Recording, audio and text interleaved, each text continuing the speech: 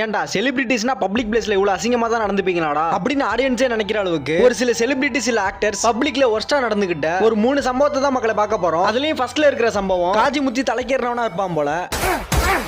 பொம்பளை சோக்கு கேக்குதாடா பொம்பளை சோக்கு. தேர்ட் பிளேஸ்ல முட்டி சேர்த்த காலத்துலயும் மூன்மார்க் போட்டே திருவன் சுத்திக்கிட்டு இருக்காரு தான் நம்ம போனி கபூர். ஏன்னா இந்த வயசான காலத்துலயும் சும்மா இருக்காம பிரியாமணி கூட ஆக்வர்டாவே நடந்துகிட்டு இருந்திருப்பாரு. இதுல அவங்களோட ஃபேஸ பார்த்தாலே நல்லாவே தெரியும் அவங்க எவ்வளவு டிஸ்கம்ஃபர்ட்டா ஃபீல் பண்றாங்கன்னு சொல்லிட்டு எல்லா வீடியோலுமே அவங்கள பிடிச்சி பக்கத்துல ஒட்டின மாதிரி நிக்க வச்சிட்டு இருந்திருப்பாரு. இளமை திரும்புதே புரியாத புதிராச்சே. செகண்ட் பிளேஸ்ல தன்னை தானே பெரிய புளு ஃபயரா நினைச்சுக்கிட்டு இருக்க கிரிஞ்சு பாளைய பண்ணதை பத்தி தான் பார்க்க போறோம். ஒரு பிரஸ் மீட்ல அஞ்சலியை கிள்ளியும் இன்னொரு பிரஸ் மீட்ல அஞ்சலியை தள்ளி விட்டு தாத்தா விளாண்டு இருப்பாரு. அவங்களும் அதை சிரிச்சுட்டே சமாளிச்சிருந்திருப்பாங்க. ஃபர்ஸ்ட் பிளேஸ்ல இருக்கிறவன ஒரு பெஸ்ட் சிங்கர்னு சொல்லவே கேவலமா இருக்கு. யாரடி நீ மோகினி மூவில எங்கேயோ பார்த்த மயக்கம் சாங் பண்ண உதித் நாராயணன் தான் இவரு. இவனை பாலிவுட்ல கிசிங் சைக்கோன் தான் கூப்பிடுவாங்களாம். ஒரு ஃபேன் போட்டோ எடுக்க வரும்போது பிடிச்சி உதட்டிலே முத்தம் கொடுத்துருவான். இதெல்லாம் பத்தி நீங்க என்ன நினைக்கிறீங்க கமெண்ட்ல சொல்லுங்க மக்களே. வீடியோ பிடிச்சா லைக் பண்ணிட்டு மறக்காம சேனலை சப்ஸ்கிரைப் பண்ணிடுங்க. மீண்டும் சந்திப்போம்.